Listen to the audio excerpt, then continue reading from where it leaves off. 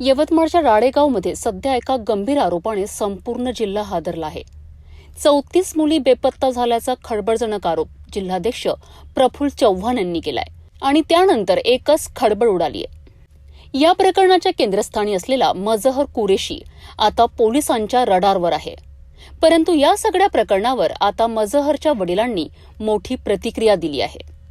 मजहरचे वडील शरीफ कुरेशी म्हणतात की माझा मुलगा मजहर असं काही करू शकत नाही।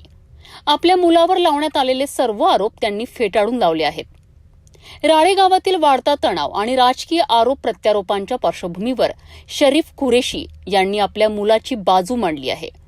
मात्र दुसरीकडे प्रफुल्ल चव्हाण यांनी लावलेले आरोप अत्यंत गंभीर असून पोलीस या प्रकरणाचा सखोल तपास करीत आहेत।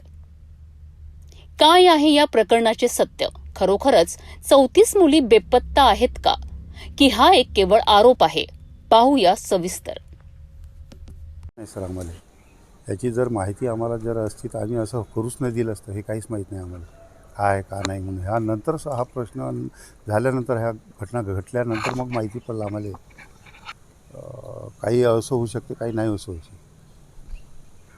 असं तर करू शकत नाही सर, कोणाच्या याच्यात येऊन जर केलं असेल तर काही सांगता येत नाही सर। याच्याबद्दल काहीच माहिती नाही आम्हाला आणि आम्ही त्याला ओळखत बी नाही। हे नंतरच माहीत झालं की हे असं असं आहे बामुनीचं, याच्यासोबत असं आहे म्हणून नंतर माहीत झालं आम्हाला। केव्हा हा प्रकरण घडलं त्यानंतर तेही नाही माहीत आम्हाला।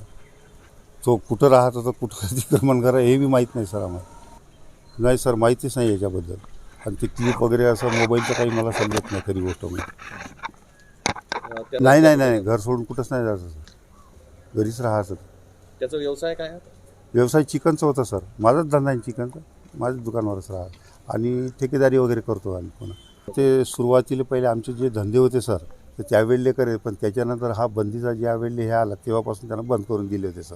तर त्यांना काय म्हणावं, त्यांना ते निवेदन दिल्यानंतर सगळे ते लोक आले आणि त्यांनी ते फोडफाड केलं, तर त्याच्याबद्दल आपण काय म्हणावं। आमच्या गावात तर कधी सर असं झालेलं नाही आहे आणि आमच्या गावात असं वातावरणही कधी नाही झालेलं, जातीवाद नाही कधी झालेला आहे। माझी वय एवढी आता 64 वर्षात जाईल, पण कधी मी असं पाहिलेलं आहे। आणि मी सगळ्यासोबत लोकांसोबत सगळं राहतो।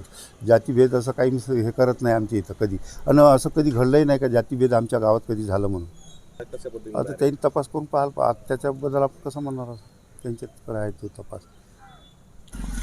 असं तर होऊ शकत नाही सर, कारण की तो घर सोडून गेलाच नाही तर मग मी कसं म्हणू। त्यांनी लागन तर ते पाहावं, त्यांनी केलं पाहिजे ते, तशातला भाग नाही सर। मी भरीच त्याचं वडील, पण त्यांनी ते पाहिलं पाहिजे, चौकशी केली पाहिजे, माहिती घेतली पाहिजे, अशातलं काही हे नाही सर।